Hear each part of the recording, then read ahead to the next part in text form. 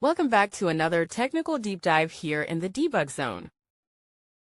Today we're tackling a big question and breaking it down with us from other users. Hopefully this clears up some misconceptions and helps you get the answer you need. So buckle up, stay a little curious, and let's jump right in.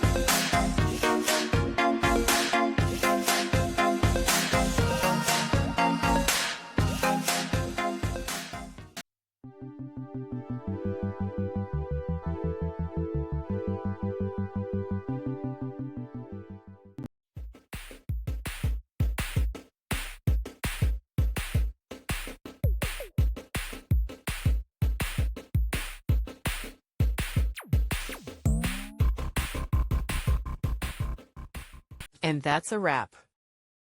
I hope you found the answer you were looking for. If you did, take a second to hit that subscribe button. It really helps out. And let me know in the comments which solution worked best for you. See you next time in the debug zone.